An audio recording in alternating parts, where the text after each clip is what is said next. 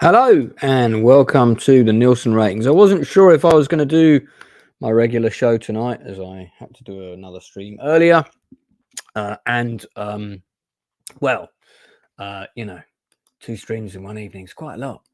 But I thought, you know what? I can't let those bastards at British Gas stop me from doing my regular chat show on Tuesday. Besides, if I did, my regular co-hosts who come on would be so profoundly disappointed not to get to spend some of their Tuesday evening with me. It would be terrible for their mental health, and I wouldn't want to put them through that experience.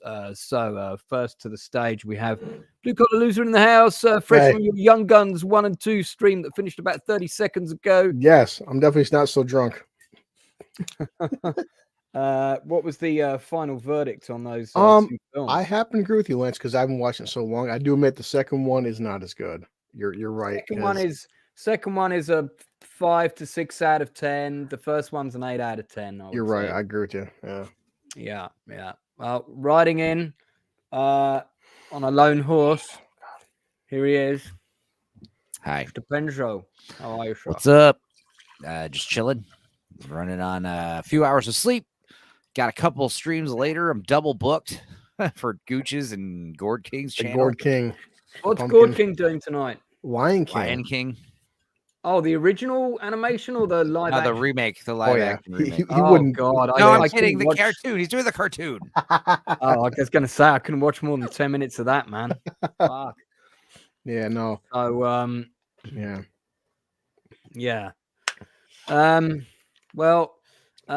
Last but by no means least, from the wastes up north, also fresh from seeing Young Guns 1 and 2, Northern English Bastard. Hey, howdy, partner. I know that guy. How are you? You do? I was so pushed for time that I didn't actually get to do my little posts telling people, hey, I'm live and all of that shit. So I really should do that. So while I'm writing those out, Stupenzo, did you see that fantastic attempt at a Bond franchise that Indian cinema ingratiated us with? Did you watch it? I did look it up. It was insane. I skimmed it. It was crazy. It's a skimmable film, isn't it?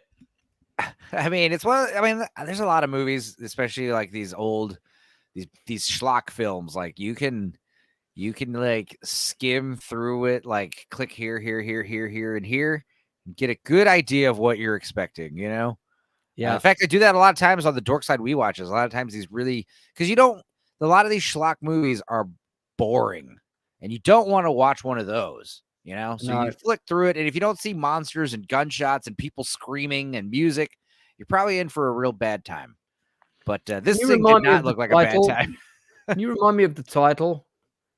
I was going to ask you the title. You told me about it on the phone a week ago. It's something like GB7, or it's the name of the secret agent, isn't it? I got it. Hang on. Indian James Bond. It's called what? No. It's called No. It's giving me like a real name. Ajit Doval. It's like, no, I'm looking for a movie. Hang on. Well, it's based on a series of books. So this literally is the Indian James Bond. There's an Indian writer who wrote these secret agent books, and they're basically the equivalent of the Indian James Bond. That's Jadara Bale. But is that the name of the movie? That's what in the world? Pop that into IMDb, see what you get up. I don't know, man. But I mean, did you see the opening action sequence? Yes. Oh, it's bad. Yeah. Why can't none of us remember what this movie was called? There's one scene, right, to explain to the people watching that haven't seen this movie, and we'll get the title of it for you in a second, and for the benefit of Blue and Northern, where these two guys are having a gunfight in a garage, right? It's a big garage because he's in a big house. But at one point, it cuts to the wide shot, and it's like that joke in Naked Gun, where the two people are having the gunfight. You know, Leslie Nielsen's hiding behind the dustbins, the guy's hiding behind the wall. Is it Bond 303? And then when it cuts to the wide shot, you see they're only 10 feet apart. They did that and it's like, but it's not a joke. It's because it's a serious action film. The action, no, that's 1985. That film, Right. that looks quite good. The action is so bad, it looks like it's directed by a student doing their first film. And at one point, these additional 2 security guys arrive, and every security guy we've seen guarding this compound that our pseudo Indian James Bond has broken into is carrying around like an assault rifle. Yeah. Then suddenly these 2 other guards arrive when he's just killed one guy, and they come in through the door and they don't have any weapons. So they go into do martial art combat with him, which is one of the worst. Take it from me, it's one of the worst martial art combat scenes you're ever going to see in a film ever. And I'm like, how is it that all the other guards have machine guns, but you don't have anything? There's an Indian movie just called James Bond. That's not it. No, it's a name of an agent, but it's got a number in it. Right. Yeah. Agent. Hang on. So it came out in 2023. Remember. So Agent Vinod? No, 1977. Jesus Christ. Indians answer to James Bond. It's just called Agent. Flops. Let me type that. I think it's just called Agent. All I'm finding is Ajit Doval. Doval, or how we pronounce his name. It might be that. It might well be that. Hang on, let me have a look. It's written by a guy called Neil Andrews. That's the thing. It's like I'm looking for it. When you told me the name of the movie, I was like, "Oh, okay, I found it." But when I'm like, look for the Indian James Bond, there's like I did not realize there would be so many Indian Bond movies. There's a lot. I mean, I think it's Agent from 2023. No, that film is called Solar, right? No. That looks quite good. It's not that one. That looks quite good. All right, well, we'll come back. We're going to circle back round to this. Well, I told you about the Indian Forrest Gump when we were talking about this, and you looked that up, and you were like, this looks insane. The trailer looks insane anyway. The trailer looks good. I think it looks good. I don't know. It's literally a remake of Forrest Gump, pretty much note for note, but in India. And I remember we watched the trailer. Shit, we could probably play the trailer.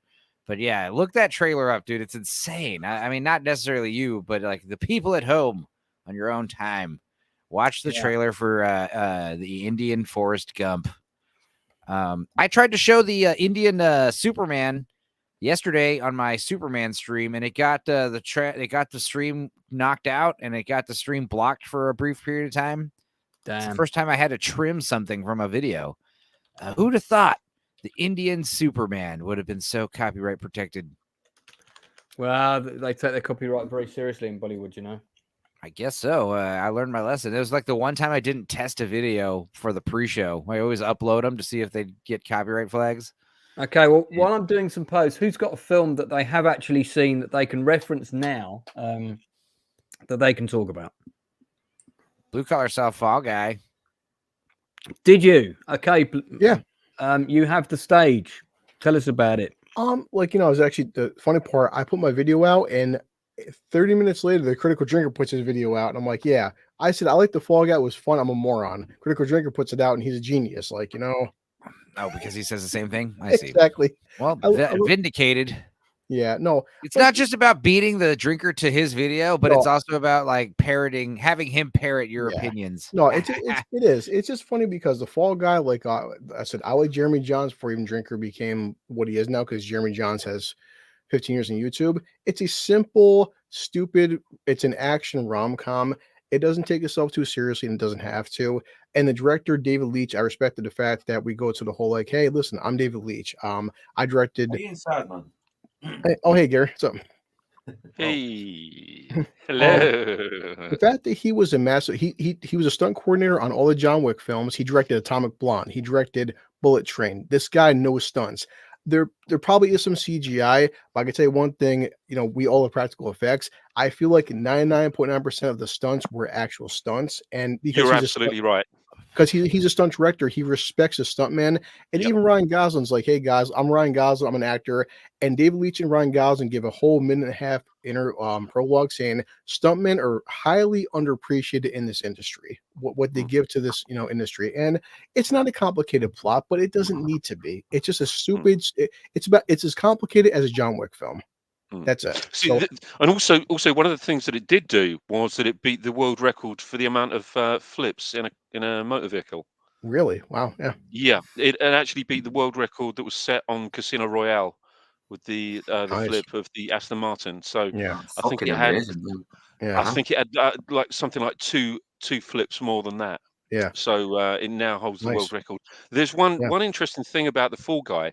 I mean, obviously, it's based on the TV series of the 1980s with Lee Majors, but that original idea, that original concept, was developed and treatments were written and everything by a very, very, very famous stunt coordinator Okay. and stuntman who was working in the States at the time, and that was Vic Armstrong.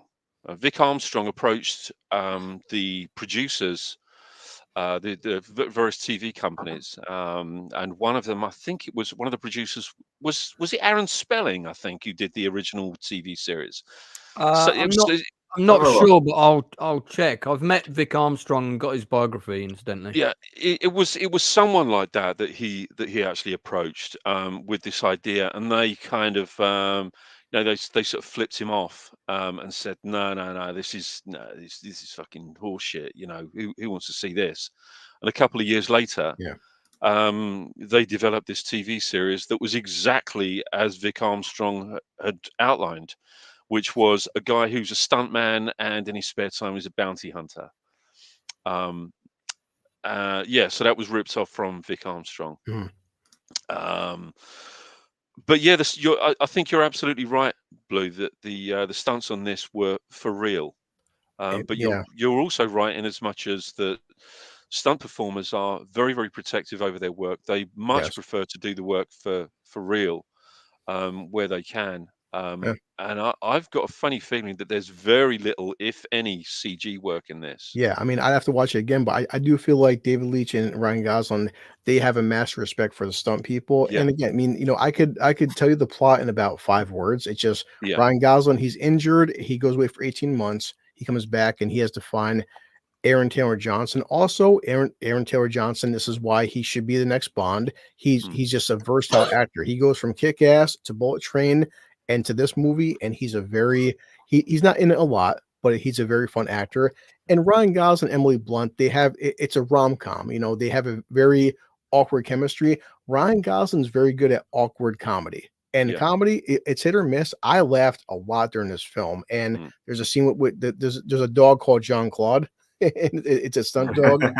And the one guy from Black Panther who played I forgot, M'Baku, the big huge black guy. He's got some pretty good fight scenes. The fight choreography is fantastic. This is a guy who directed Deadpool 2. He directed Atomic Blonde. He knows action scenes. And it's a simple movie, but you know what? So wasn't Commando with Arnold, the Rush Hour films, A Hard Target with Van Damme. And like Jeremy Johns would say, this is a perfect 80s action film made in 2024. It's simple, stupid, but I loved it. Yeah. I mean, it doesn't have to be. Yeah, that's right. It doesn't have to be high art all the time, does it? It's It not. doesn't. Plus, now that you mentioned that they're doing a lot of the stunts for real and not just in a studio full of green screen, just makes me want to see it more. Yeah. I want to see. I want to see these people really take these risks and really feel the danger. I mean, we all know Tom Cruise what he is. I'm sure a couple scenes probably Ryan Gosling had his stunt double, but it looked like Ryan Gosling probably did a good like 95. It's really him on these sets, so it's like I'm sure they had stunt doubles, but still, like I appreciated the authenticity of this as much as Mad Max Fury Road. Yeah, I mean, the one thing about the stunt community is it's the one part of the industry that is a genuine community. I mean, it's very strange. It really is kind of like a brotherhood, and they're very protective of each other. Yeah. And it's a really, really together community. And it's the one part of the industry that I think every other sector of the industry is quite envious of, because they have that that closeness and that sort of protective. Hey, wait, why nature. is there 2 streams for this? Yeah, what? I don't know.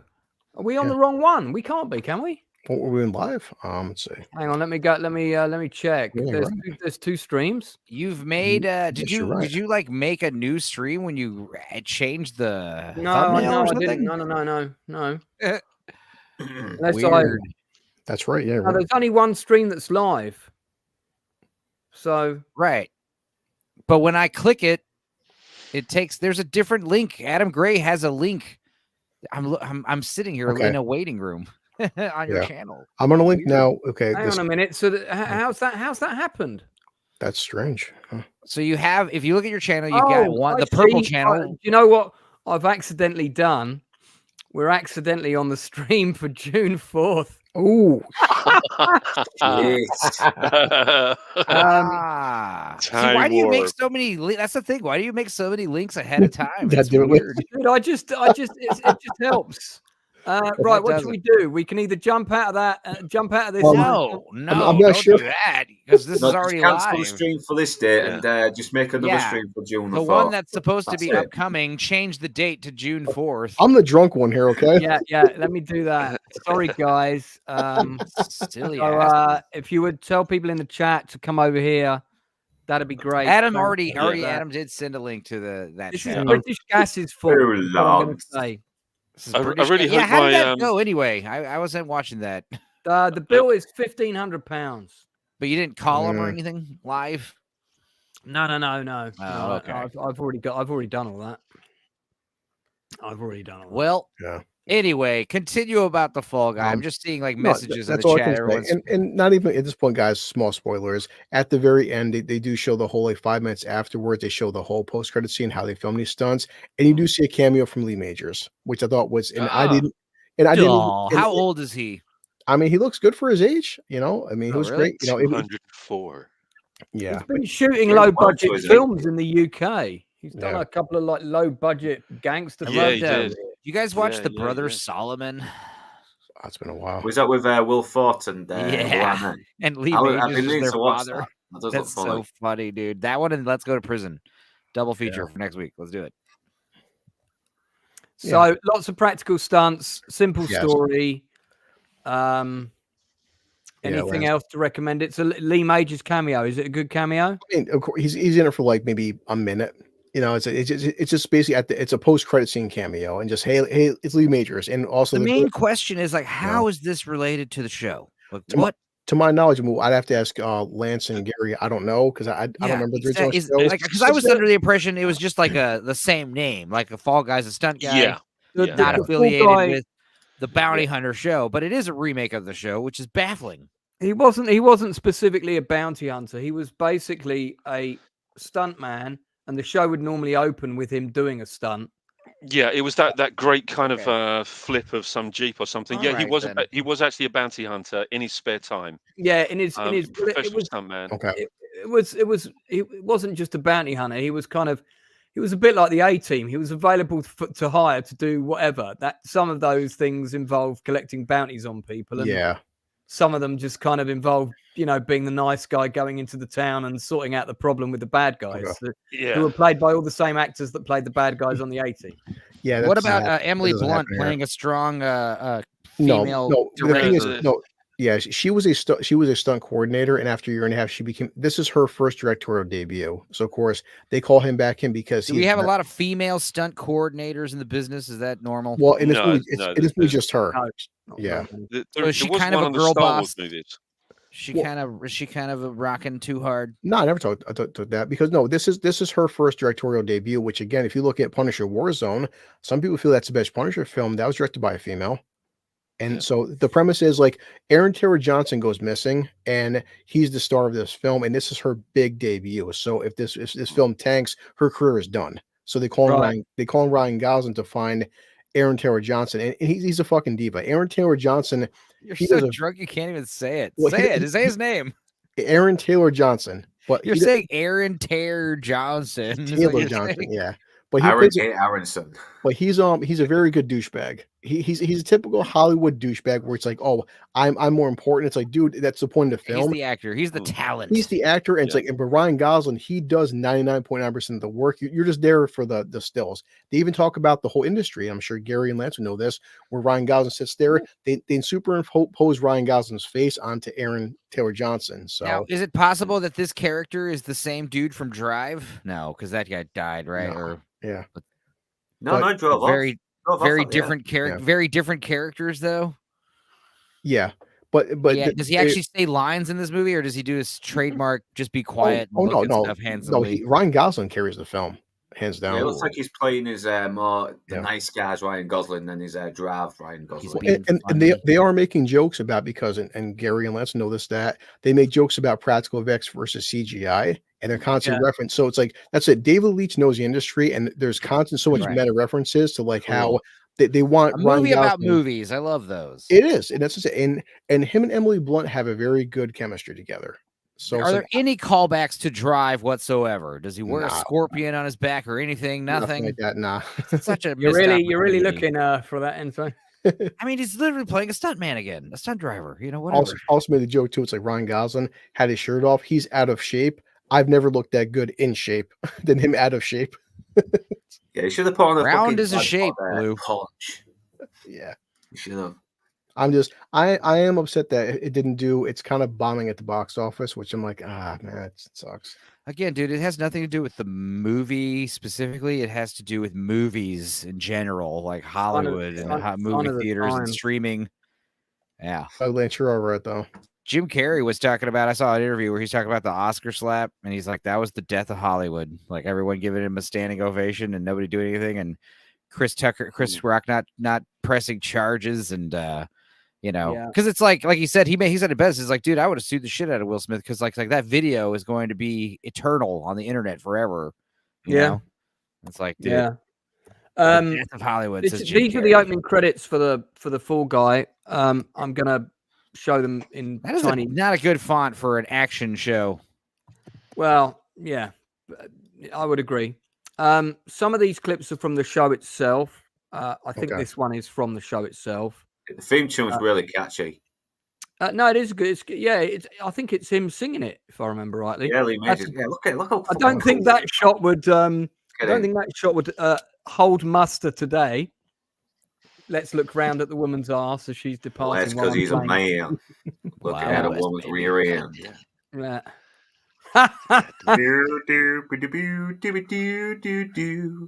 But now that is from Silver Streak. So that is a clip from Silver Streak. That's Gene Wilder. I'm going to be doing a Chew the Fat on Silver Streak pretty soon. It's my favorite Gene Wilder Richard Pryor collaboration. And that's the stunt double for Gene Wilder. That's one of the 3 times when he ends up coming off the train. And then there's another clip. I don't know what that's from. This guy, I think this was the only time I ever saw this actor in anything. Douglas Barr. I don't remember seeing him in anything else. That's the jetpack from Thunderball, which I think they used in one of the episodes. Must have blown the entire budget just on these clips from different movies. No, they were all owned by the same studio that was a company that owned the company that was making so basically I don't think it cost them anything to show these charge them. I'll bet they charge them. Because there's no clips showing any actors. It's just literally a few seconds of the stunts. There's Heather Thomas. Hello. I miss it when women was women. So this clip didn't have penises. This clip. Sorry. Now continue. Does anyone know? Sorry. We joke, but that in 10 years, who knows? Does anybody know which film this is from, or who that stuntman is doubling? No idea. Anyone? Bueller? Chat? Anyone? Yeah, he angels so much. Anyone? That is from Any ideas now? Because that's a real helicopter, right? Damn, that's awesome. It's a real helicopter. It's a real stunt. That is the mountains of Meteora in Greece. And this is from the movie Skydivers, which I did my first chew the fat on. That is the end of Crazy Larry, Dirty Mary, or Dirty Larry. Dirty Mary, Crazy Larry. Yeah. That's the end of that. That Skydivers. That was that George Cosmatos? Yeah. They all die in that movie, don't they? Fucking hell. Yeah, isn't that Panos Cosmatos' father? Yeah, I'll be damned. Yes, the Skydivers is a great film with James Coburn. Yeah, weird soundtrack. We watched Lalo Tombstone Schifrin. 2, which we watched Young Guns 2, which had James Coburn in it. It's a wicked. I love the way they do screen projection stunt there. Yeah, you don't want to put that in the opening titles, do you? But they did. But yeah, and there's also a shot on the end credits, I think, of one of the skydivers coming down and crashing into the sheep. Yeah, if you haven't seen that movie, and I have it, I think I've got it here. It's available from one of the niche. Stop laughing, Blue. It's a really good film, but the whole it's film, actually it's on YouTube, isn't it? The whole film is on YouTube. Hell yeah. And it's got I mean it's a very standard plot. This family get kidnapped, they're held for ransom. It's a really good quality copy on YouTube for Skyriders. It came out in 1976. It was released in the UK as a double bill with the film Avalanche Express, because they knew that Avalanche Express was going to bomb because it had done badly in the States. So for its UK release, what they did was they packaged it with another action film, which no one had seen. And I went to see it at the cinema, probably in, I think, around 80 or 81, when 79 it might have been. And remember the parents dropping us off. And we saw that we went to see Avalanche Express, and we saw, it's on with this film Skyriders. And as Inside Man will tell you, back then, there was often a short film with the main feature. Yeah. They were usually from the British Film Foundation or something like that. And most of them were proper shit. And they were typically really boring. But so we were like, this film's really long. What's going on? But it's really good, and it actually was better than Avalanche Express. And we went back to see it again that week. So it's basically James Coburn's ex-wife and his son, who thinks that the new father is actually his father.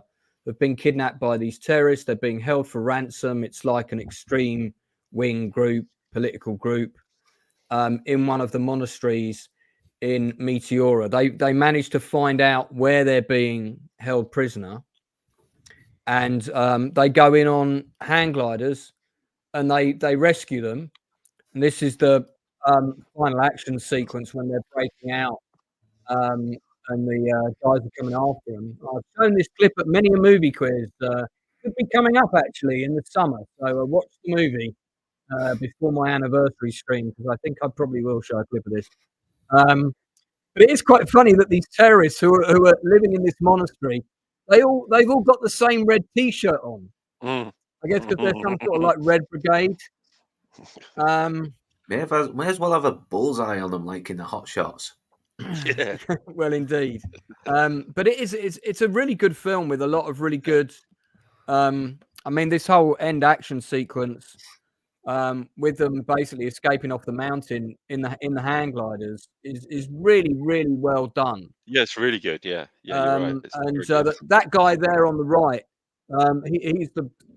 he was one of the biggest stuntmen in Hollywood. Passed away a few years ago. He's the guy that did the famous fall on the Poseidon Adventure and fell into the ceiling of the ship. I better not show these clips for too long, but it's he's a really good stuntman. He was the other guy with Steve McQueen hanging onto the lift going down on the side of the building in Towering Inferno. And there he is running there. James Coburn ends up hanging on the side of the helicopter because he doesn't get off the mountain on time. Those hang gliders, if you look at them as well, they're pretty flimsy affairs. I'm having not like the ones flashbacks to the Ewok movies, seeing these hang gliders. Yeah, And the score by Lalo Schifrin is really good, and they did all Yeah, this. it is. It's a really unusual score, isn't it? Well, it's got a kind of Greek. They use Greek instruments for it, so it's got Turn a on kind the of music for just a Greek second. vibe. But they did all the flying for real around the monastery and everything. And unfortunately, the wind takes the team that are escaping past the monastery with all the men with machine guns in it. So some of them get shot to fuck basically. But it's good. It's a good film. And then he So, recycled all of the locations and crew for Escape to Athena. That's right. Yeah. I think a lot of people worked on both films, didn't they? Yes, they did. Yeah. I Pretty actually know a much. couple of people that did work on Escape to Athena. Red Army Action. I think that's actually what they were called. I think you might be right. Something similar to that. Robert Culp is in there. Yeah, he plays the new dad of the family. It's him and James Coburn and Susanna York are the three big stars. So there's me recommending an old film. Probably not the last time I mentioned it. What would you give Fall Guy out of 10, Blue? Solid 8. Has anyone else seen it? Luke, have you seen it? No, not yet, but I might give it a go tomorrow though. Okay. It does look like it should be fun. Eventually, I do want to hear Lance, you and Gary, your guys' views once you watch it about the practical effects. So yeah, we will. Yeah. I don't know if I'm going to see it at the cinema, seeing as I've just had a 1,500 quid utility bill. But we will. I'll try and see it somehow.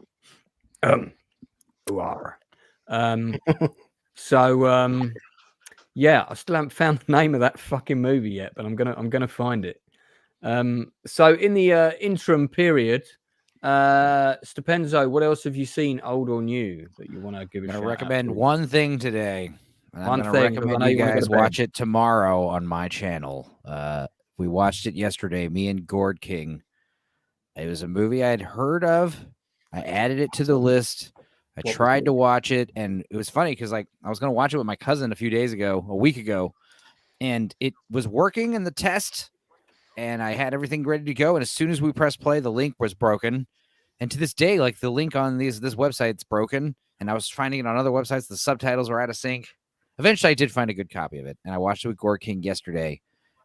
It was like I picked it solely on the name alone, and it's called Hell Comes to Frogtown. Oh yeah. And it was actually, me and Gord King were so impressed with it because it seemed like it was going to be. It's a good film for a low budget. I don't normally like to talk about the We Watch movies because those are usually silly. I briefly mention them and tell you guys to watch them, but this time I'm going to tell you guys, please come on my channel tomorrow at 2:30 or anytime really after that and watch this movie with me and Gord King, getting our minds blown by this Roddy Piper movie about him. He's like one of the last fertile men in the world after the nuclear apocalypse, and he's running around with a bunch of hot women trying to rescue more hot women from a city of mutant frog people. Yeah. And as silly as that sounds, this movie was excellent. It was so good. And it was just like riddled with all these guilty and unguilty pleasures. It was awesome. Highly recommended. I will recommend another one that's apocalyptic. A Boy and His Dog with Don Johnson. Yeah, no, this is Boy and His Dog vibes, except it's like a boy and his frog. Boy and his frog captors. I think that's on YouTube as well for free though. There is a copy of it without our stupid commentary on YouTube. You can watch it without me and Gord King. I watched it on Tubi last month. Yeah. It was on Tubi. That is actually where I found a good copy of it. But fun times all around, and a great acting from Roddy Piper. Really hamming it up with his Canadian accent. Yep. And his name is Sam Hell. So he plays the character Sam Hell. So Sam Hell is coming to town, It's so cheesy, but yet it was well made. The guys who made it knew what they were doing. It was kind of like we were watching those Young Gun movies earlier, and like as silly as those were, like you got to really appreciate how those filmmakers just framed every shot. They don't waste any real estate. They knew how to do blocking back then. I feel like blocking is becoming a lost art in these movies. Yeah, like just with like conversation scenes. Usually it's two people sitting and it's camera A, camera B. When you have these intense blockings and like frames within frames, framing one shot within another shot, continuously, and having actors move around and do things. Really good. And when you're seeing this in a mutant frog movie, it makes it even better, So I recommend it. I remember renting it out, and me and my friend thought, this looks batshit nuts. Let's watch it. And it's got this kind of pre-title sequence, which literally ends with a close-up of one of the mutant frog people, and I'll show you them in a minute. And it's literally like, grab it. Yeah, he looks like a guy wearing goggles and a mask. You think it's a human, and then you just hear "Rabbit," and you're like, "Oh my god, it's a frog man!" It's a frog man. Yeah, that's it right there. It's this guy under this mask. He picks up that little tiny. You think it's the Statue of Liberty, but it's a little model. Good stuff. Fun movie. And the thing is, when people make low budget movies, you got to do a post-apocalypse or westerns. Or, something that takes place outdoors in natural light, usually in the desert or the woods, something like that. Get some horses, maybe, if you have money. But yeah, this movie had some great use of the budget, and some real attractive ladies all out throughout this movie. Real good stuff. And there is a Frogman, and apparently there's sequels to this movie, so those are on the list. Yeah, they're quite hard to come by, but of course, Robert Zadar is in part 2. That's always cool. They're not very good. This location is the same location used in a gazillion other Mad Max ripoffs, but it was also the location that doubled for destroyed LA in Independence Day. Right. The old abandoned mill. Yeah, it's a big, massive industrial complex located just outside of Los Angeles in the desert, basically. Yeah, and this attractive blonde from Sandal Conan. Bergman. And then she, Sandal. What a name. Yeah. I mean, there's a lot to absorb here. So explain the device in this picture. Okay, so the movie starts off and Sam Hell has been captured and he's imprisoned because apparently someone in the government still exists, by the way, and it's very population control heavy. It's very about breeding. Like you see all these signs in this waiting room about like don't use condoms, please, for the sake of the nation, we need to repopulate. And basically what happens is this man's in trouble because he's basically had inappropriate relations with this general type dude's daughter.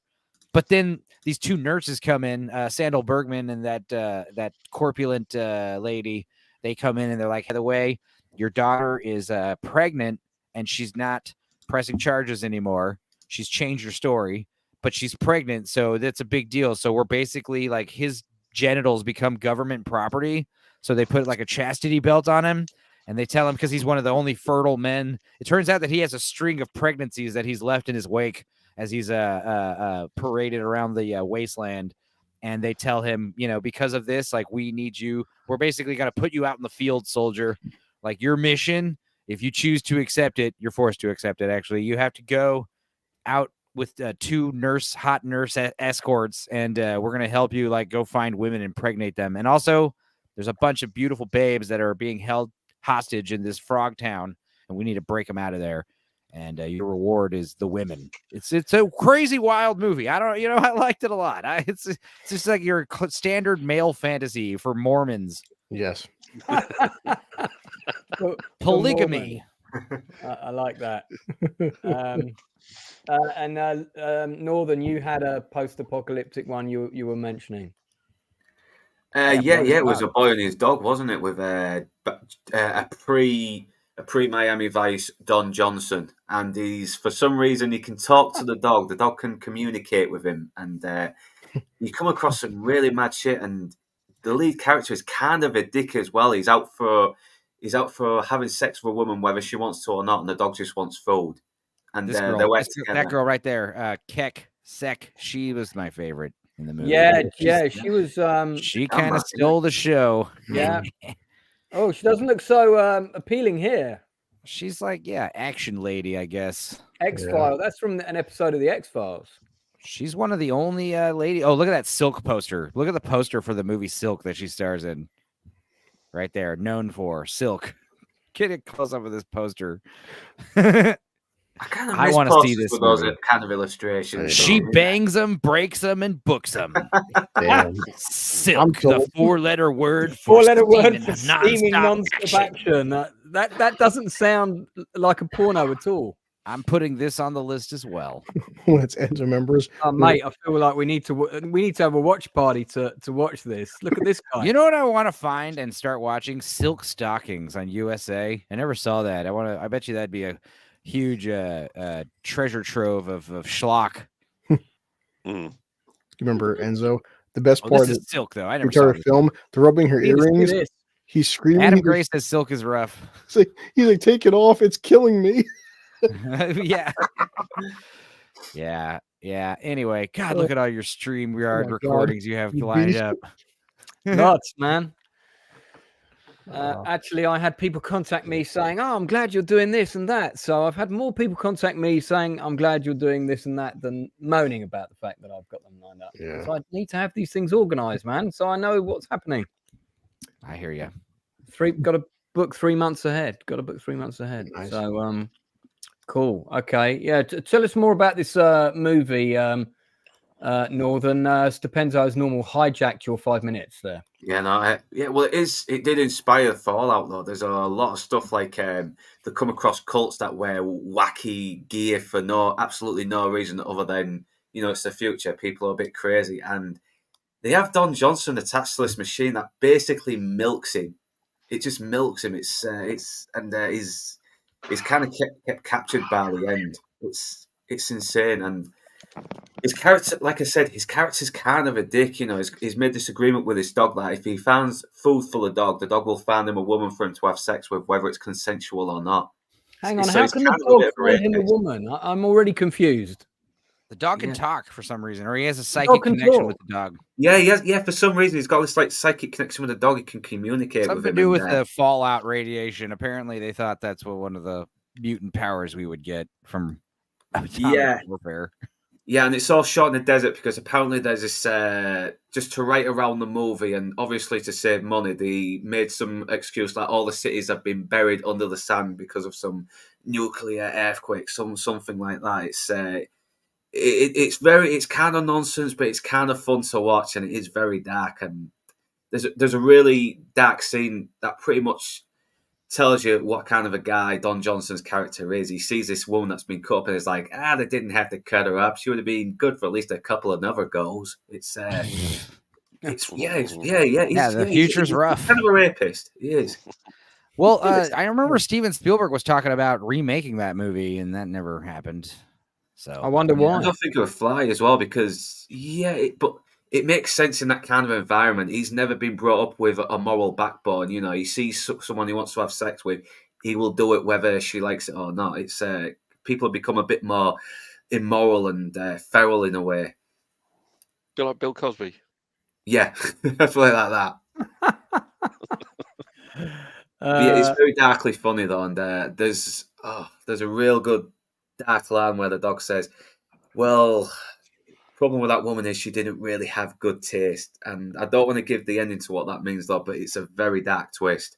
It sounds like cannibalism is coming into play. I will give it away though, but I'll let you view. Like you just did give it away, but if I'm honest, so the title of this movie again is, did you say Man and His Dog? A Boy and His Dog. Boy and His Dog. This was before or after Miami Vice? Way before Miami Vice. This was back in the late 1970s. Don Johnson was really young though. He was only in his 20s. I've never seen this movie, I think I'll have a look. See if it's on YouTube now. I'm looking for it on IMDb right now. Oh, I've got it. A Boy and His Dog. It's a classic. Boy and His Dog. I got it. Yeah, I mean, it was before Mad Max too, wasn't it?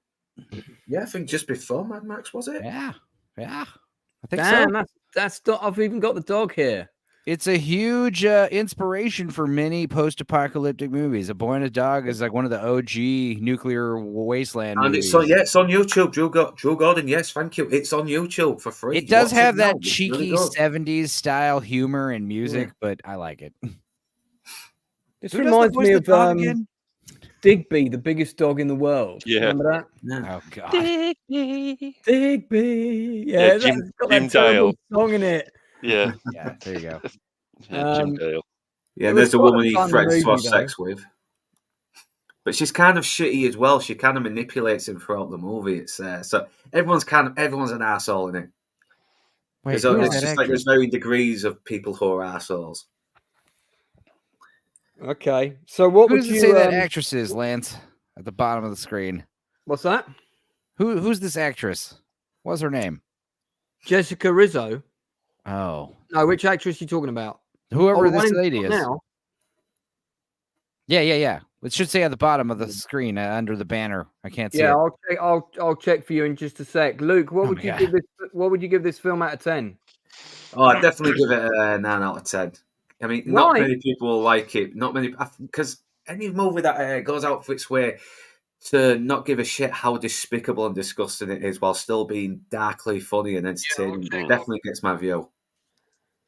So let me fiddle with some knobs and press some buttons, and I'll tell you the name of the lady in question. Oh, it should just say right there at the bottom of the picture, like Susanna usually... Benton. Oh, okay. All right. Yeah. No, I was on full screen, so I couldn't see my links at that particular moment in time. Susanna Benton, who is still around despite being born in 1948, and here she is, bless her, being grabbed by Richard Hatch. Her last role was in '82. My lord, that's why she's best friends. Wil Johnson on the left. This looks dodgy as well. I wasn't sure whether Richard Hatch was a euphemism for something. No, being grabbed by the Richard Hatch. Yeah, there you go. Being grabbed by the Richard Hatch. Northern, is that the only recommendation you have this week? Well, I've got another few anyway. I think I spoke this with Inside Man as well, and Get Shorty with John Travolta. Yeah. Gene Hackman. It's and I love Elmore Leonard in his books, and this is a very good, faithful adaptation while still making the odd changes that doesn't break it either. John Travolta, I've watched and discussed that fairly recently. That's on my list to do a Chew the Fat about. I was going to do that and the sequel together, which isn't as good. I know. Plus, I think it was like a good little after Pulp Fiction. This was like another real good performance from John Travolta, because this is a guy who just exudes confidence. You see this guy, he's cool, he's calm, he knows what he's fucking doing. And he's got this movie producer who's a fucking spineless idiot, and Gene Hackman plays it so well. It's probably one of the rare roles he plays where he's not a mean, hard bastard. He's actually a loser. He's a downright loser, and you can't help but laugh at what an idiot he is. I mean, there's a part where they're going to meet up with the people that Gene Hackman's character owes money to, the limo guys, and he says, all right, whatever you do, don't tell me your name, all right? Do not mention Lovejoy or anything like that. And what does Gene Hackman do? He fucking tells him his name. He talks about the script he's got. He rules every single thing he told him not to do. It's fucking funny. Hollywood, baby. Yeah. All about bragging. So good. It's so smart. And there's plenty of twists. I'll tell you what, I won't pull up pictures for that now because we're not going to go on as long as normal today. So we'll dive into that another time, possibly even next week. Yeah. But it is a good film. Yeah, I'd give Get Shorty 9 out of 10 for sure. Yeah, same. Yeah. Good recommendation from the Northern. Now I'm still trying to find out the name of this Bollywood film that This is why the calls don't work so well. If you text me the stuff, then it's all I can check it. But when you call me and tell me stuff, I'm like, cool. I don't remember. But I think I called you about something else. That was an added bonus, man. Right. So these are all the Bollywood action films that were released in 2023. Who knew there would be so many? I mean, I don't know why I told you about the Indian Matrix knockoff from a few years back that was bizarre. I don't know the name of that one either. But it kind of makes sense because it's the biggest film industry in the world. It's a prolific filmmaking country. And I mean, we've nicked so much stuff from Indian movie the India movie industry ourselves, we've taken a lot of stuff from them.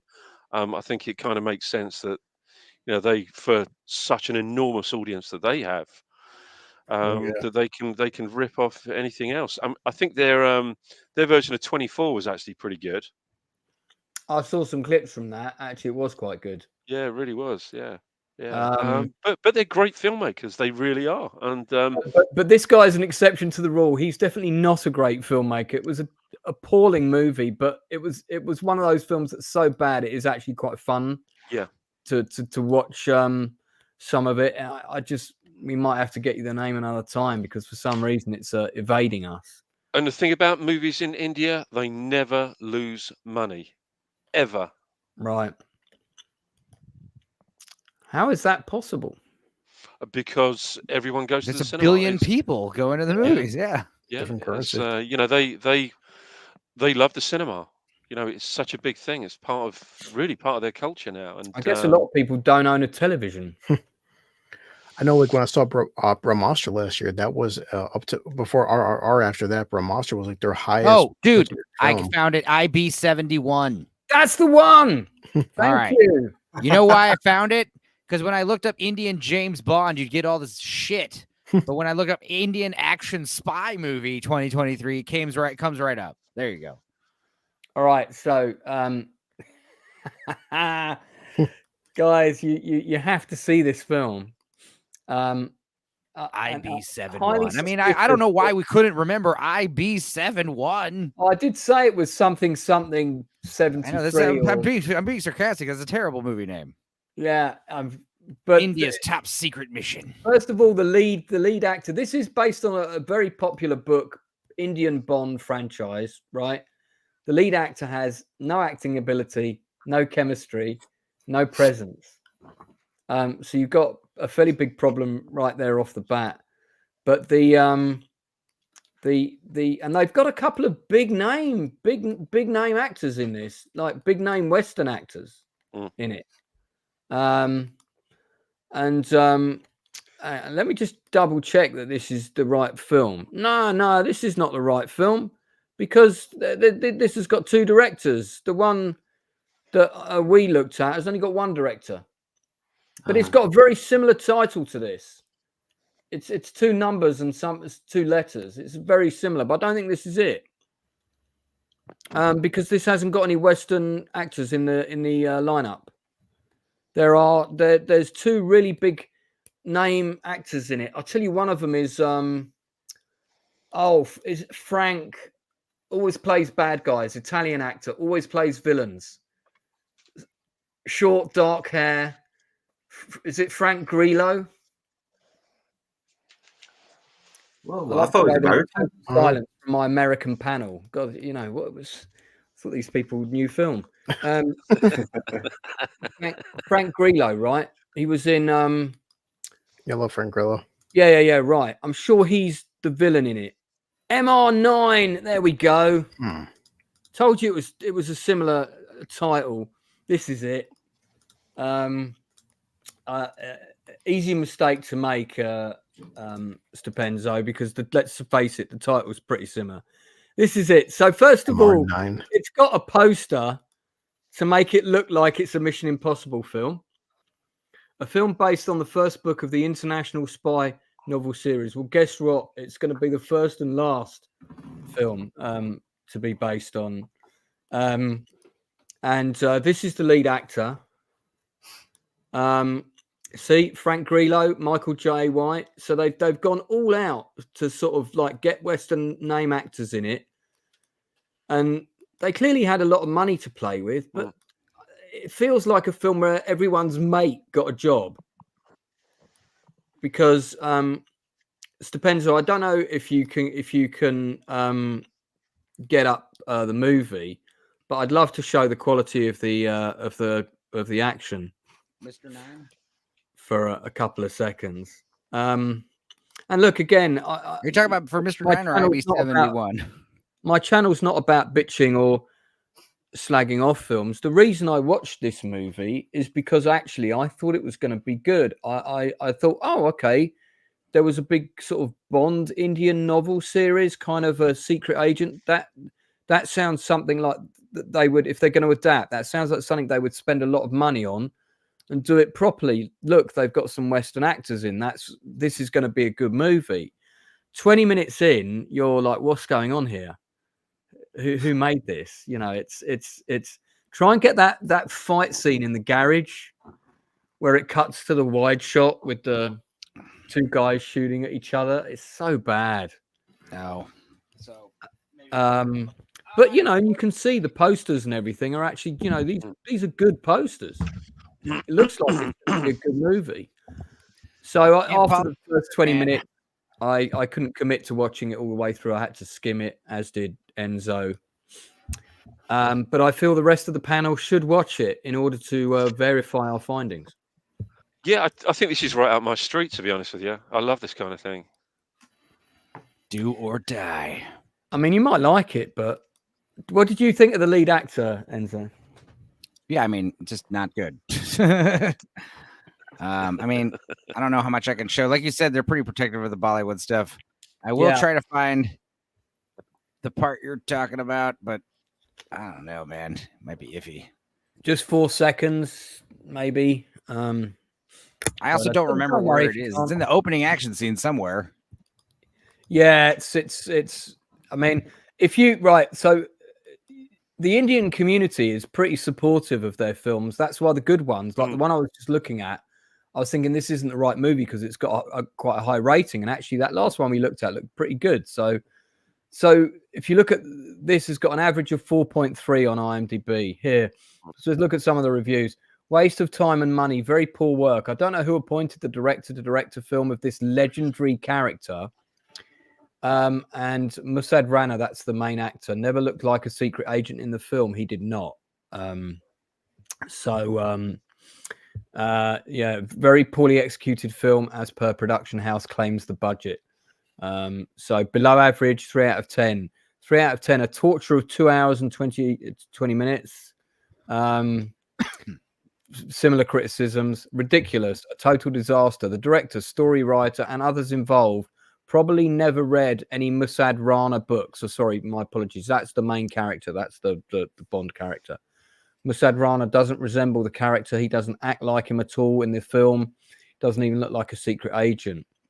Special effects and CGI are worse than you would find in an average budget social media content. Yeah, the gun CGI in the film is absolutely appalling. Terrible. 1 out of 10, utter disaster. Miserable attempt at copying Hollywood. So what I don't get, the reason I want to talk about this, and like I said, I don't like pulling films up really and wasting time. I'd rather talk about films we like. But occasionally something comes to my attention that needs a bit of a kick in the balls, and this is one of them. This is clearly a very, very well-loved franchise in the country of its origin. And these are clearly fans of that franchise criticizing it. People have taken time to write these reviews. These are not fake reviews. We'll get to the fake reviews. Here they are.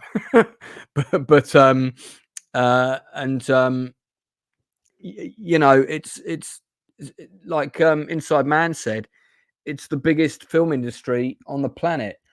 So how is it that what is obviously a valuable property, this is the equivalent of Marvel being put in the hands of a child and then making a film, trying to make it look like a Marvel film without reading the criticisms again are about you haven't honored the IP.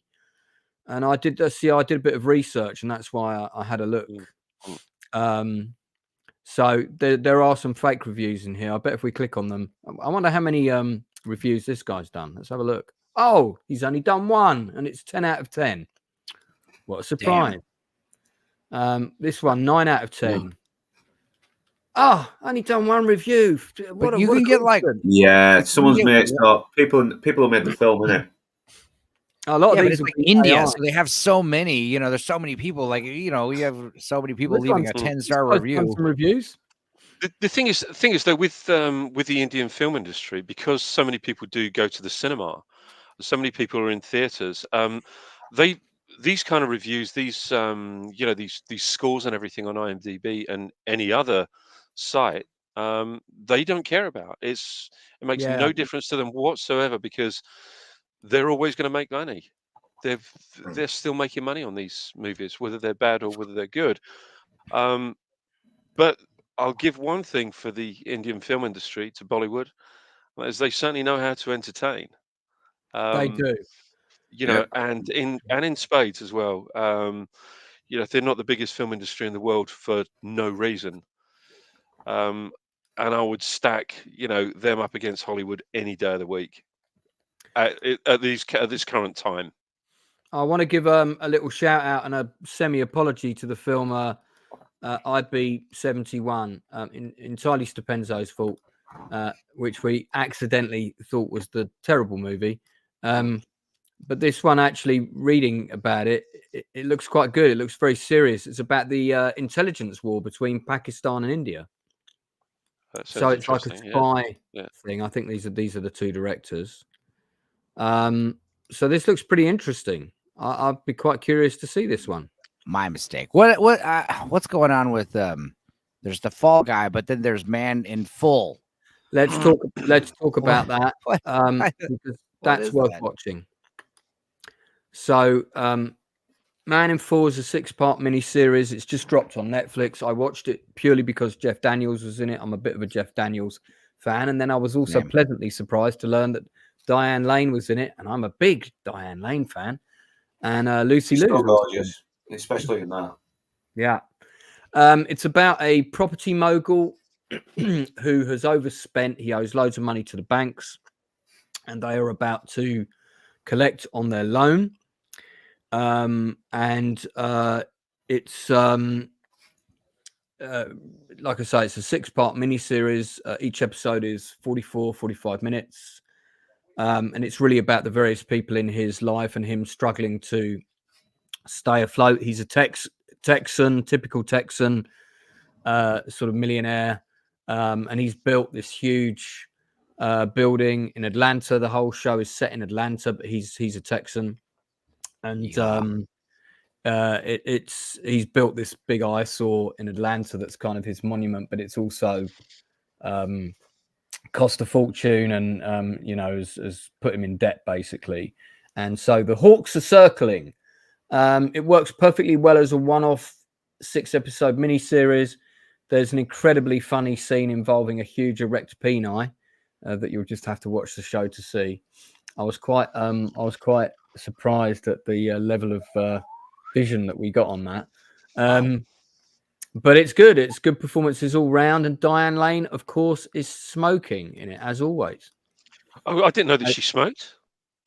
Yes, indeed. Kidding. I thought she'd give it up. This actor, Bill Camp on the left, is very, very good in this. Yeah, he was good in Ozark as well, and Banshee. He was great in that. Yeah, I'm a massive Banshee fan. I did like Ozarks, but Banshee's better. There's Diane Lane. Yeah, and Jeff Daniels. So there's a kind of a subplot about police brutality, which was good. I was invested in it because the actors sold it to me, but I felt it was unnecessary. I didn't feel it needed to be in the show. Yeah, was it like they're trying to throw in a systematic racism, Black Lives Matter kind of harassed by the police? Yeah, it was well done. It was a believable incident. Somebody pushed his car over into a red zone. His car was being towed away. When I watched that, I was wondering, are they trying to hammer us over the head with that kind of thing again? I don't know. It's I've only seen the first episode, but I am really gripped into seeing the others at the moment because it does look pretty compelling. It's a fun show. It's very funny. It's kind of in the same tonally. It's sort of in the same realm as Succession. Yeah. So was you also finding it difficult to find the characters likable? It was like one character was unlikable, but the others were 10 times more unlikable than the others. Because he's kind of a bit of a dick, isn't he? But I don't know. I kind of want to see him win as well. I don't know. Yeah, it's his character is a bit of a dick, but you can't. But the people around him are kind of quite unlike. The people that are going after him are more unlikable, so you kind of end up rooting for him. Oh yeah, definitely because of the bankers, aren't they? Bankers are scumbags, so yeah, I want him to win. Yeah. Good to see you in the chat, Professor R2. Always welcome.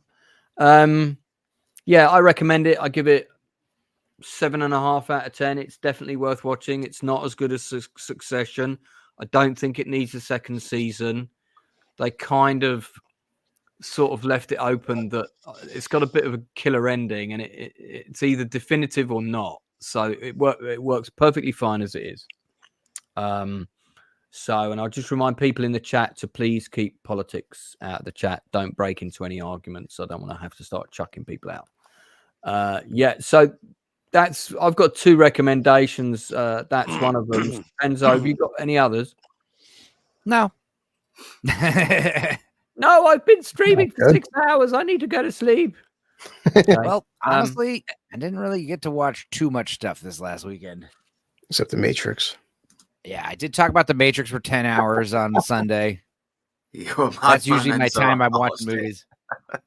That stream should be back up by tonight, midnight. They blocked us, Lance. These bastards. I went too deep. Yeah. Oh, well, shared too many did you stills. did you show many show too much of the movie or what? He showed I was just stills. stills. Yeah, Pictures. that's okay. I talked about it for too long. I just kind of, whatever. The Matrix, man. They blocked you over stills. It's okay. I disputed it. It'll be back up in about a few hours. I'm not worried about it. Okay, well, I'm going to set everyone some homework. Oh, boy. So there's a film that we're all going to watch without fail for next week's show, so we can discuss it.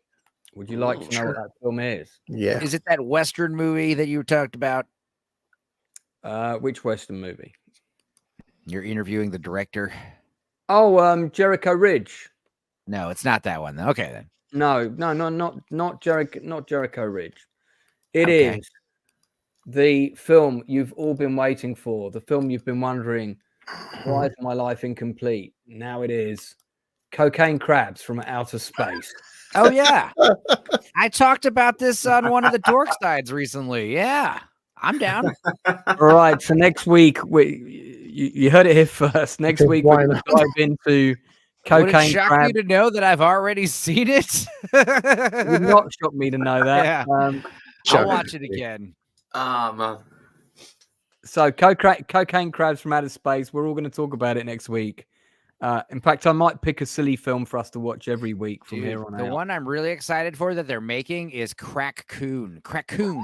Jesus Christ. It's a crack addicted raccoon. Why not? I'm excited about it. That title could so easily be misconstrued. There's a crocodile. Crocodile on crack. There's Meth Gator. Inside Man. Really a film called Meth Gator. It's an idea. Pay me. Yes, there is. It's coming. There's a few others. Believe it or not.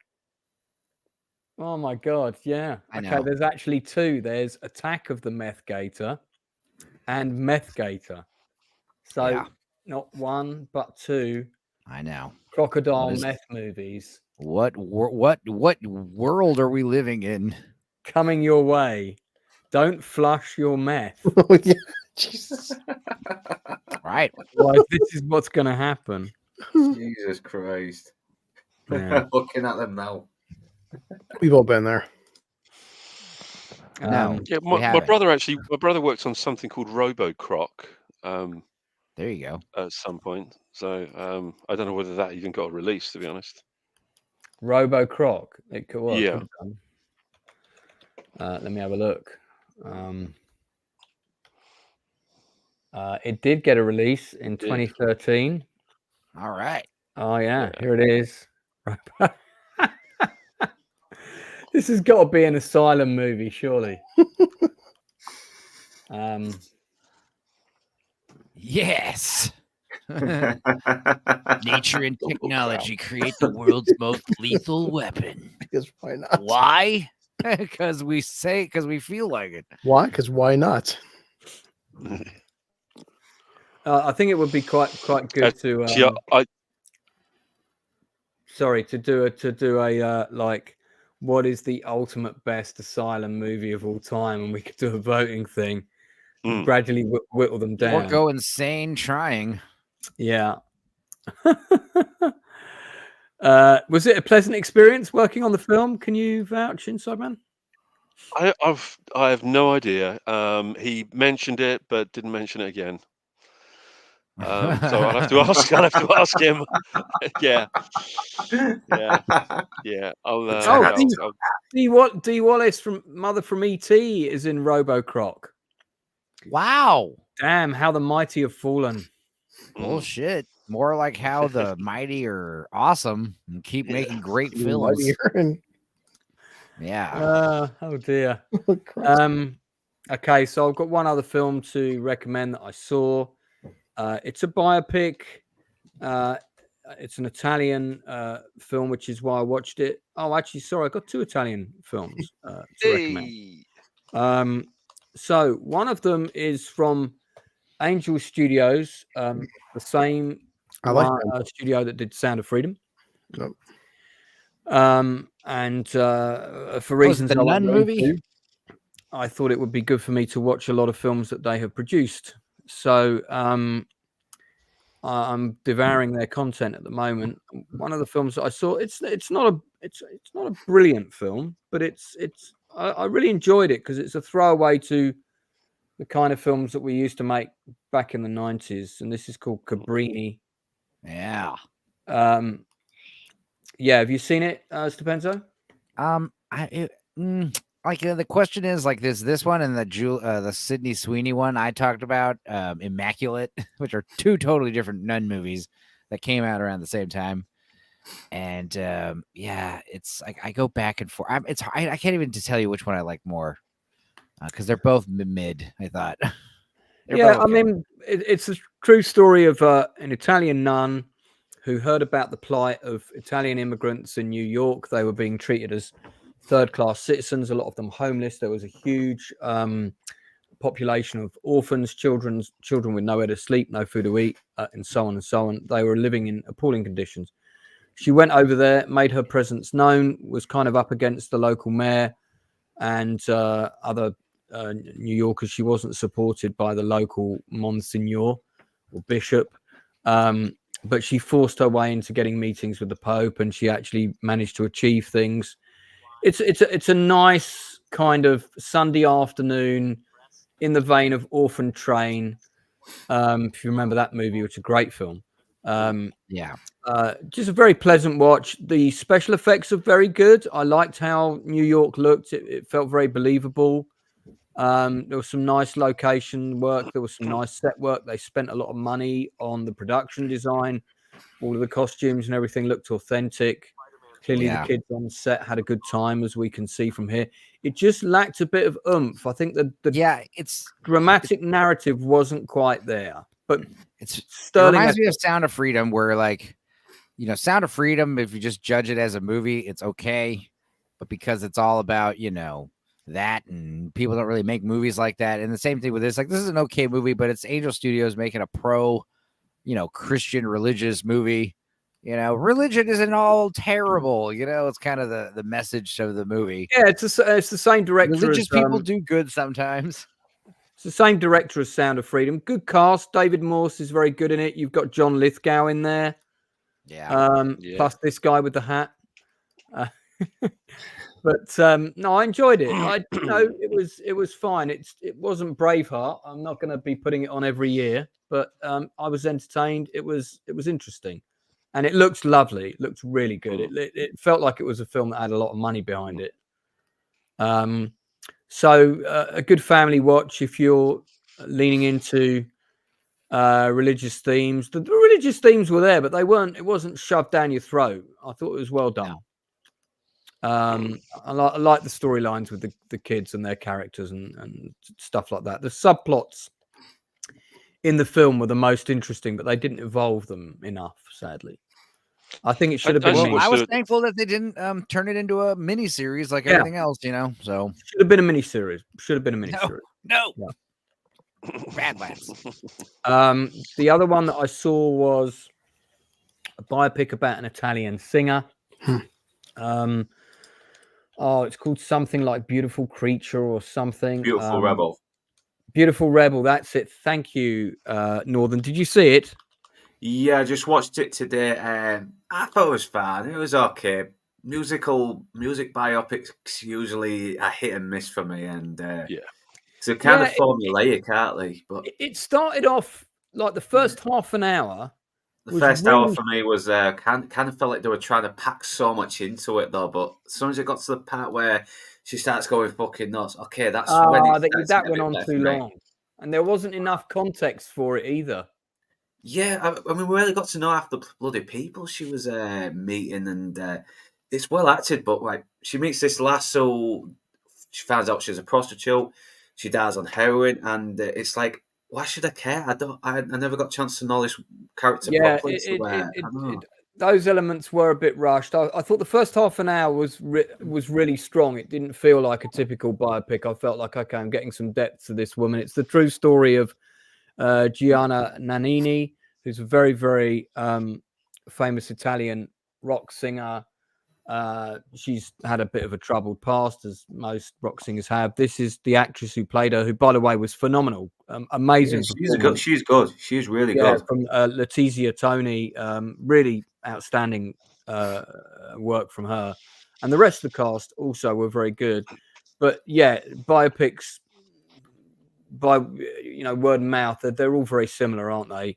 I felt this one was going to be a bit different after the first half an hour, and then as we got into the last 45 minutes, I was like, no, this is all the same as all the rest. Yeah, the Walk Hard, the Joey Cox story has kind of ruined music biopics because I need to watch that again. God, that's so good, that, yeah. But I give this a 7 out of 10. Good effort, good performances, looks nice, but not as gripping as it was, as dramatic as I wanted it to be. It's funny talking about music biopics. For me personally, my favourite one is Sex and Drugs and Rock and Roll, about Ian Jury. Absolutely phenomenal film. And Andy Serkis is just some are pretty good. I mean, Control is a good one as well, I think. Control's really good. Control is excellent. Yeah, Control's excellent. But I actually went to see. I mean, I'm a bit of an old punk, to be honest with you. So I've been to see all the old sort of punk bands and sort of post-punk stuff. So Sex Pistols, Stranglers, all that kind of stuff. And I actually went to see Ian Jury and the Blockheads, their final gig at the London Palladium. And coincidentally, it was also Kirsty MacColl's final gig as well. I mean, she was supporting Ian Jury. And of course, I think it was 2 weeks after I went to the gig, Ian Jury passed away, and that Christmas, there's the Kirsty MacColl incident in Mexico. But and I've seen Ian Jury a few times, and I kid you not, the performance that Andy Serkis gives in this movie and the rest of the band gives in this movie, it's so close to watching Ian Jury and the Blockheads. Fantastic. Really. Wow. Yeah, I need to watch that because I like Ian Jury's stuff. What a waste, and my old man. The guys are fucking brilliant. He was brilliant. Yeah, hit me with your rhythm stick. Hit me. Hit me. Yeah. Beautiful film. And I just think his performance is the best thing he's ever done. I mean, forget with that motion capture stuff. He's a fucking chameleon. He really is. He's a downright chameleon when it comes to his acting. Yeah. I was really surprised. Not a biopic, but a bloody good documentary. I will check that out, Phil. Thank you for getting in touch. Yeah, Supersonic's a good. Supersonic about Oasis is a very good documentary as well. Very, very fucking funny. Yeah, Blue Collar is sleepy. He's been streaming for 16 hours now. Oh, fine. Right. Well, before we begin to wrap up, has anyone else got any recommendations? Actually, I do. There's just quickly. There is one. Yeah. That I did watch. I'll keep it brief. It's called The Bionic Boy. It's on YouTube. It's a Filipino martial arts movie. I think it's directed by Cirio Santiago. I'm not 100% certain, but it's absolutely hilarious. Ultra poor quality picture. But you'll know when you actually get the movie up. Just type in the Bionic Boy. I can see that. I feel like we should all commit to watching this for next 1977. Week. Yeah, from this picture alone. Yeah. How could we not want to watch this? It's super. El Niño Bionico. There we go. It's so good. But when the title comes up, it actually the title of the movie in the Philippines was actually Superboy, but it is actually the Bionic Boy. Just Cool. brilliant, hilarious, and that's all I've got to say on the thing. What's happening in this picture here? Is he kicking a kid, or is that actually a very small man? I can't Oh tell. no, it's a kid. Yeah. It's Why not? yeah, because what happens is that his father is a. I'll give you the premise. His father is a lawyer, and he's going to be bringing down all these big sort of drug barons and everything. And there's a contract out on his father, so he's in a car with his mother and father. They get killed in the car crash, and he loses his limbs and an ear and an eye, and they replace it with bionics. And of course, the little kid kind of gets his revenge on all these villains that are still trying to kill him. It's brilliant. I love the dress code of this assault squad. If in doubt, always wear flares when charging a beach. Yeah, yeah. And if you really enjoyed that, then my next recommendation would be Cleopatra Wong. Brilliant Singapore martial arts spy movie. Yeah, I've got to see this one. I feel like was this screened like one Sunday With afternoon? a rocket launcher. Look what I got for Did Christmas. you learn to use that? I read the instructions. Oh, look, there's the best scene is when the doctor actually he breaks the bad news that his parents have been killed in the car crash. It's just hilarious. Just the delivery of this tragic piece of news. I feel like we have to watch this. So I think we've got to. This and cocaine crabs are going to be topically discussed next week.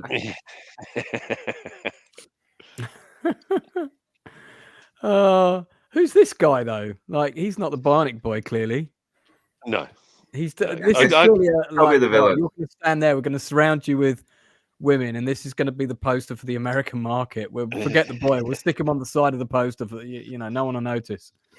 But there's these kind of Filipino movies. Most of them directed by Ciro Santiago. And he's worked a lot with Roger Corman's New World Studios as well. I think he did. I don't know if anyone's seen Women in Cages, the Pam Grier. Yes. Yeah. Boobs. Yeah. This was actually this was the director's last film. This was directed by Leody M. Diaz, which I'm guessing is probably. Right. Okay. But what was the other one you said? Cleopatra what? Cleopatra Wong. The name is already enticing. It's also known as They Call Her Cleopatra Wong. 1978. Yeah, I want to see this. Yeah, Mary Lee. Is this also on YouTube? This isn't in YouTube, but on YouTube, but I can get it over to you. Cleopatra. Filipino madness. One-armed executioner. They call her Cleopatra Wong. I need to watch my exploitation. She's like is that like a 4-barreled shotgun? That is quite a heavy. He's got quite a heavy. Why not? Shot load. Yeah, that's got to send a a lot of flying gunpowder. backlog. I mean, that must have a right kick to it. Oh, I feel like I've got to watch this as well. This has got to be the same production team, right? Because the lobby stills have got the same style. Who directed this one? No, it's not. It's not Bobby actually. Suarez.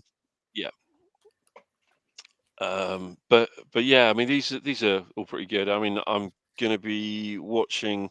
I was gonna watch it the other night. Faster Pussycat Kill. I keep saying I'm gonna watch it, but it's Russ Myers. He directed Warriors of the Apocalypse. I've seen this because we're going to do a Mad Max ripoff stream at some point where we'll get into all these movies. But I saw this one. I rented this. This is one of those. Doesn't the cover look cool? You get it. You get it back home. That's the cover. Yeah, that's the UK cover. Searchers of Voodoo. Searchers of the Voodoo Mountain, it was called. Yeah. And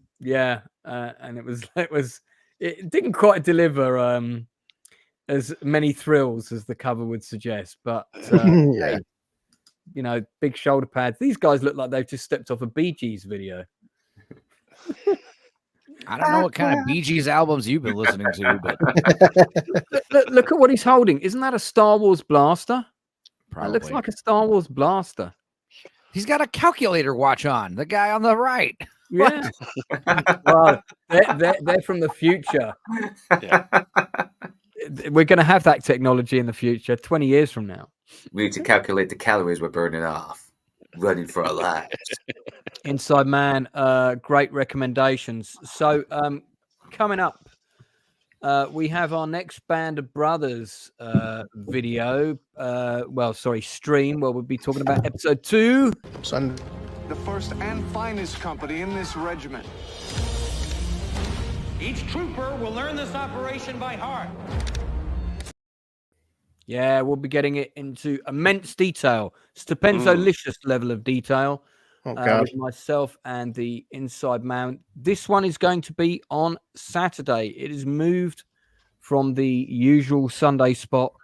So episode 2 we're going to be doing this Saturday at 8 o'clock. It clashes with the Eurovision Song Contest. So just to let people know, we will be checking on Eurovision during the stream to see how it's going. Then I've got 2 industry interviews next week. I've got writer-director Will Gilby, who directed Jericho Ridge, and Northern Bastard's going to be on that interview with me. We're going to be talking to him on Monday. And then on Friday, I have Jessica Rizzo coming in the house. And she's going to be a fantastic guest because she was on 17 episodes of Mayans, but she's also a musician. And to say that it's her style is rapper erotica would be putting it mildly. ew. So she's going to be on with us on Friday. So so 2 great guests coming up next week. And also I have got an announcement that Michael Ironside has agreed to come on.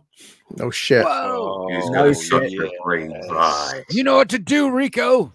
And that's so cool. we're Oh, just man. trying to agree a date and a time. We're trying to time it so it's just before Dude, he please comes. I will. Talk about Pumpkin Everything with him. Pumpkin that? Everything, the Lifetime Get me original on that movie he's stream, in. man. I love Michael Ironside. He's such a Michael legend, man. Ironside is in Yes. a Hallmark movie called Pumpkin Everything, and I loved it. Okay, well, you can ask him what Mexican food he likes as well. That too. Yes, Already got super chats planned out for that. But it'll be a great stream. Yeah.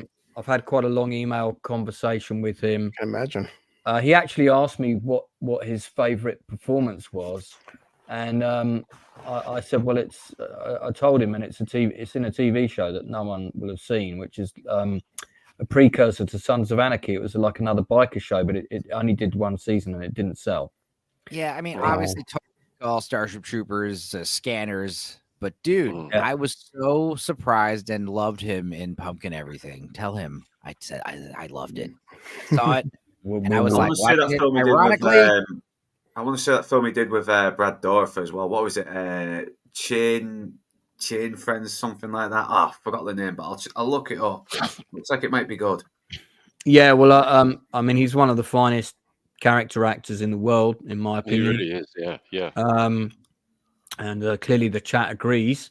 Pumpkin Everything was great though because he plays the crotchety old grandpa, the dad. You know, he's like, he's perfect. Yeah, it was Sam So- Fisher in the Splinter Cell games as well. He's Yeah, he's done a lot of voice. He done a lot also of voice. narrated Late Night with the Devil Yeah, recently. he did. Yeah, Yes, he did. I recognize that Recognize his voice. voice I watched an instantly. interview with him as well. I mean, the guy's like survived like cancer like 4 times, man. Well, Jesus Christ, he's a That's beast. why I stopped doing Splinter Cell for because he had cancer, and they checked it, and they kind of screwed him over Ubisoft. I was pissed off about that because he had a new voice actor. He's like, I didn't want to quit Sam It was Fisher. not the same. Well, It he's was like, not the same after that. he wanted to keep going, but like the company didn't want to wait for him to recover. He's like, I'm recovering from fucking cancer. What do you expect, guys? Like, That's pretty poor. I'm sure Yeah, they could have waited. Yeah, they could have been. I did play the Splinter Cell game without him in it, and it's like Kevin Conroy and Batman. Sam Fisher without Micah Ironside, it's not the same. Yeah, the other guy sounded way too young, though. It was He sounded way too young. No. He lacks that weariness that Michael Ironside brought. Yeah. Well, before we go, there's a big controversy erupting on Twitter this evening. Which And one? if people don't know what it is, it's the Eurovision entry by Ireland into the Eurovision Song Contest. And of course, Ireland, fairly religious country, one might say.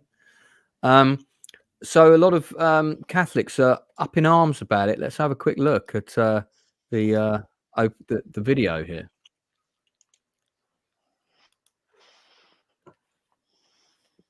Yeah, well, the mainstream media are kind of like A little bit.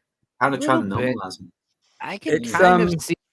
I think I see a little bit of satanic references here in this video. Yeah, a couple here and there potentially. Maybe. If you really look Yeah, into I mean, I'm kidding, obviously. well, they certainly decided to stir the pot with that one. Thoughts, panel? Sure. I don't know. It's because we're seeing so many celebrities trying to normalize satanic rituals a bit more these days. It's not Nothing surprises me. 2024, Satan's back in popularity. Yeah, no, I know there was no sound on it, Nix, but I was trying not to get us ratioed. But just the visuals are sufficient, I think. Yeah. Professor Well, I mean, R2 for me personally, I mean, as a hard atheist, I really think more power to him. Really. So. Well, indeed, why not? But a lot of people are saying, "Wow, this is amazing." Yeah. It's original. I mean, it reminds me of what was the Angelina Jolie thing where she played the witch? Maleficent. Oh, Maleficent. Yeah. Well, I mean, that's kind of from there, isn't it? Really? Sure. That's what it If you're looks going to like. listen to satanic music, listen to heavy metal. I love this guy's post here. Look, he says, "My honest reaction when seeing her, I banished thy," and he's put this picture up. Look, here's the thing. Like you don't need to believe in the devil, but you just need to know there are people out there that believe in the devil and worship the devil, like non-ironically. This is just cosplay, look out for though, those people. Yeah, this is I just mean, cosplay. there's a fine line between being edgy and signaling your demonic, pagan rituals. There's a fine line between just being an edgy, yeah, dude, the devil's cool versus did Lil Nas have like fucking blood in his trainers or some crap? It was like, what the hell, man? there's Hot Topic, and then there's various other occult symbolism that you see at award shows and stuff. And it's just like, all right, this is some kind of summoning happening. But then, if you want to talk occult, I mean, you can't get much more occult than religion itself. Oh, yeah. Yeah, sorry, as Darth reminded me, no politics. Yeah. So, okay, well, let's go round. I've already said what's coming up on the channel. Blue Collar, what you got coming up next? Well, me and Enzo are going to join the Pumpkin for the only official Lion King movie when we were kids. Yay! Yes, I can't wait. Oh, also tomorrow, I'm not sure if Lance, you and Gary heard this TV show, Lord Toxic West. We are invited onto a new channel from someone named Nadia about this show called From, and I watched season 1 on my last episode. Very fantastic and underrated show. It's on Amazon Prime right now, and it's a interesting show. It's a good concept. I like it. I think I've been on a stream with Nadia. Yeah, Okay. we all know Nadia. You guys are acting like you. It's so funny. Well, we haven't been on her channel yet, so we're guesting on her channel. I've been on one stream with her. Yeah, so she wants to talk I've about. been on a few streams with her on Gooch's channel and other places. But I think it was on Gooch's channel. She's actually an insider as well, working on horror movies. Yeah, and stuff. but season 1 of From is a very interesting show. I want to see how season 2 pans out. It's an interesting concept. So you've seen season 1? I'm going to finish the last episode tonight because I do want to see how the season finale ends. But when I said earlier, hey, anything you want to recommend that you've watched that you think is good?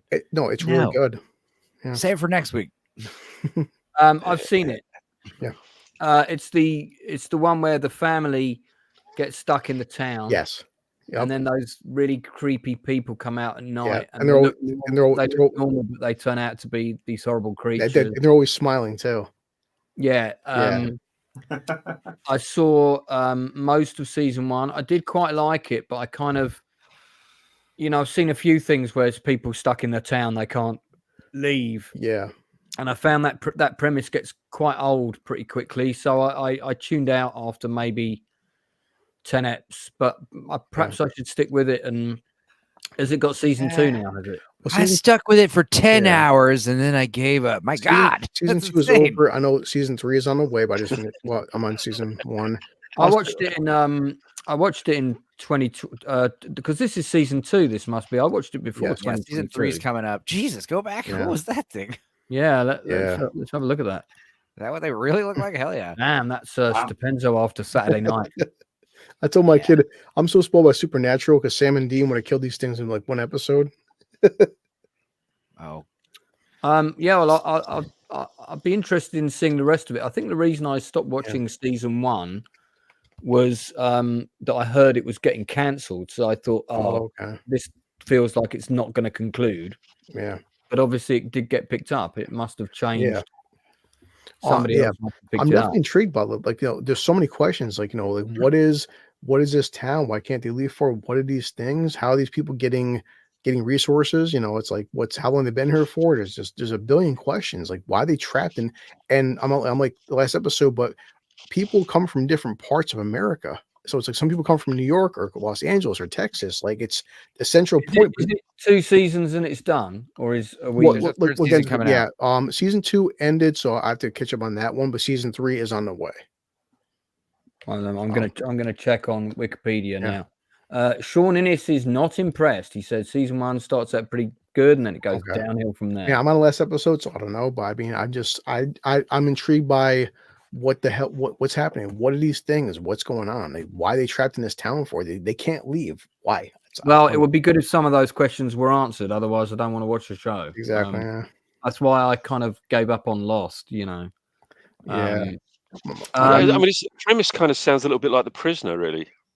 A little bit. Well, the Prisoner with monsters. Yeah. And remember, and they mostly come out at night. Mostly. They're dead, all right? Can I go now? I'm glad Jamalama reminded me. Season 4, boys. I think that came out and that it looked trail good. I like season 3. Good. Yeah, season 4 looks good. It definitely, any kind of pandering to PC or wokeness has definitely gone out the window. Well, I mean, Lance, eventually they usually have the trailer be all based, and then they get you in the seat. I know for that, like, Lance and Gary got in House of Dragon, and I did as well. House of Dragon's fantastic. The after show was terrible, and same thing with The Boys. The show, I think season 3 is great. The aftermath, don't look at the just guys stop talking. Just watch the show. Don't look at the after show.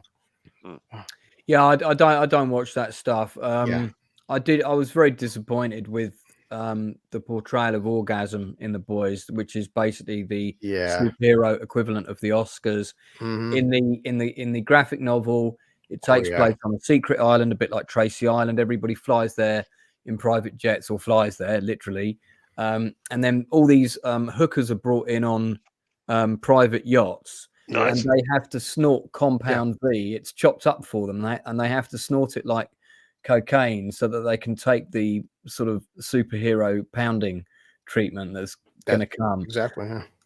And then they actually have an Oscars ceremony, and it all takes place in this massive private hotel, and all of the superheroes make this public announcement, good and bad, and say that they're all teaming up to go and destroy the enemy satellite that's coming into the universe from Beta 7. So we're going to be gone from Earth for a week while we deal with this enemy threat. Whereas actually what they're doing is they're partying for a week, taking lots of drugs and having tons of sex.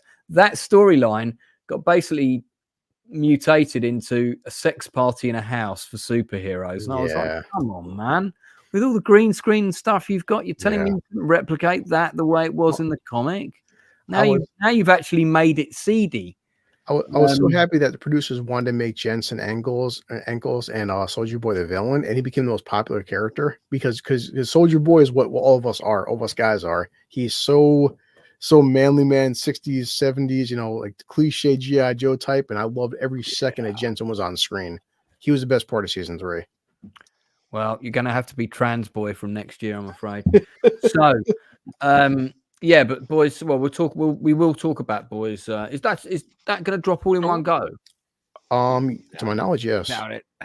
Well, I mean, they'll produce it weekly. So I mean, like this year, yes. Yeah, perhaps a private sex island with 2 on the nose for Hollywood. Do you know Because what? you know, Lance, I was kind of confused. I was kind of confused because remember, I'm sure you guys know that Cobra Kai is coming out in 3 different sections. Yeah, they got to milk that last season. Hey, why not? Yeah, it's all about subscribers. You know, you got to keep. Enzo, what you got coming up, man? Well, like I said, Hell Comes to Frogtown tomorrow. Watch it some point this week. Either if you could join the live premiere and join the chat, that's always fun. But if not, yeah, just check out the movie with me and Gord King talking about it. And yeah, I'm double booked for Gord King's Lion King show and the Scavengers Reign tonight. And yeah, I got a 10-hour Matrix stream that should be back up soon. If you really want to see us dive really deep into the Matrix, I'm sure the copyright dispute will get passed any minute. And then also, yeah, you did a big Superman stream yesterday talking about rating a bunch of the costumes, not all of them, but a whole lot of them. Just the costumes, basically, not the man under the suit. But yeah, yep, Gord King. We love this movie. Hell Comes to Frogtown. I want to see the sequels now, which are not going to be good. Gord King, my good not Michael Cera buddy, is doing The Lion King later. So guys, check that out on his channel. It's going to be a lot of fun. There'll be. Did you guys know that The Lion King was based off of Hamlet? Of course it is. Of course it is. Yeah. I'm kidding. I sing the Elton John song karaoke too. They just didn't have a farting warthog in Hamlet. Northern, you got anything you want to plug, mate? No, I do at the moment. I know I've got my interview with Natalie Kennedy coming up and a breakdown of the Sharon. And I've got another few more Bastard breakdowns coming up in June. And I've got a few guests lined up, but I'm also trying to leave it open for any guests that want to come on later. So, yeah. No idea what. You guys aren't going to believe this, but Northern English Bastard is working on videos for November right now. Yes, I am. I'm going to be doing. I'm going to pretty much going to be doing MCU Phase 1 to 3 for November. Just have it released daily. I've got right up to Guardians of the Galaxy. It's going to be like your Schlocktober, your big Mount Olympus. Yeah, I want to try and do something like that. You know, a little daily thing. Get them all done in advance. Yeah. James Willard says every Tarantino movie is just Hamlet. I'm not sure that's entirely true. But I see where you're coming from. Best adaptation of Hamlet is Strange Brew. Indeed. Okay, Inside Man, do you want to plug anything? Well, we got this thing coming up on Saturday, this Band of Brothers thing with it's going to be epic. Yeah, it's going to be. I'm really looking forward to it, mate. And anyone who didn't see our Dale Dye interview, how good was that? Oh, it's brilliant. Yeah, it's a wonderful interview. It was so funny because there were 2 things I asked him. I'll mention this quickly before we go. One of them was, so we reviewed Masters of the Air week by week, and we have to say, Captain Dye, though it started off well and it had some strong episodes, we were quite disappointed. And he went, yeah, well, let me tell you something. Have you heard of the word woke? And it kind of went from there. And he did not hold back his opinions on what he felt the flaws of the show were. Yeah, and I think really it was, everything that we'd said right the way through the Masters of the Air thing from episode 4 onwards. Yeah. He pretty much confirmed it. Everything about Tuskegee Airmen, all of the stuff that was crowbarred in. Everything. He confirmed that they were never in the original scripts, even though other people on the production have been told to publicly say that they were. We all knew that was bullshit. Yeah. And again, I think they should have their own miniseries. I'll be the first person to watch it. I'm a huge fan of the original HBO movie about the Tuskegee Airmen, not so much Red Tails. I do own both of them, however. But yeah, it's hey. Yeah. Oh, the other thing that you mentioned, the Steve Seagal thing, wasn't it? Yeah, Steven Seagal. That was funny because I was sort of seeing if he had an interesting Seagal story that he wanted to tell, but without putting it to him like that. Yeah, I know what you want me to say. I kind of said, so Steven Seagal, and and I can't remember what I said, but he went, I know where you're going with this. And I was like, well, I just wondered what he was like. Did he take the training seriously with the weapons? No, he felt he didn't need to do that. I was like, oh, okay. Yeah. What he said with his with all of his alleged background training and all of that kind of stuff, what on earth did he need to come to me for? Because obviously his claims of working for the CIA and all that kind of crap. Oh god, yeah. Did you see that he was at Putin's birthday party or whatever? Oh, God. Putin had a big like birthday party, and like Steven Seagal was there. Dude, I'd go to Putin's birthday party. This is probably going to be wild. What are you talking about? Steven, punch me in the stomach. Yeah, but no. Depends how if you do that, then there's going to be like videos of girls with you and golden showers hidden on the internet somewhere. So, they're out in the open, dude. I don't know what you're talking about. Hidden. They're on my link tree on my profile bio. He's not hiding. Well, there's rumors that a certain high-powered individual was compromised in that way, according to British intelligence. So I'm not going to say any more. If I die in a bizarre gardening accident, guys, make sure you investigate. Yeah. All right. Well, I think that's about it from us then. Thank you to the 16 people watching. I'm glad I didn't cancel tonight. I was going to cancel it, but I thought, no, I've got to keep these guys up a bit longer. Oh, yeah. Got torturous here. Days off. Join us on Saturday night at 8:00. We'll be doing Band of Brothers. I will probably do a couple of random gaming streams before then. I've been doing the next level difficulty of the Union Army, occasionally getting my ass kicked, but then using my magic time machine to go back and refight the battle and claiming victory. Just like it Lance, would you have a super chat. What's that? Oh, we got a super chat. Yeah, Prisoners of the Lost Universe. I was saying this is the one with John Saxon. Yeah. I mean, I've seen that one. He's talking about throwing that on your post-apocalyptic stream. Well, why am I not seeing this? It's in the starred section. Oh, right? sorry, Darth Plato. I did see you did that earlier, and I thought I'd read it out, but you're right. I hadn't. Yeah, that is the one with John Saxon on the cover, looking all kind of purpley. He's the bad guy. It's great. There's good riff tracks of that one. Well, you know what? We will do a Warriors of the Wasteland stream where we won't be talking about Mad Max. We will be talking about all the B-movie rip-offs, and Stephenzo will create a fantastic poster for that stream, combining all those posters together of women with big boobs and men with leather-torn jackets and fast cars. No, the men who are just wearing like the leather underwear and they're all like shirtless and like, that's there'll be something for everyone, basically. Yeah. And so Darth, definitely come on that one, mate. Sorry, I nearly missed that. Thank you for pointing it out. And Nick says, if you haven't found Enzo's nudes, you're not really looking. On that point, just ask. I'll send you guys. That's us out of here.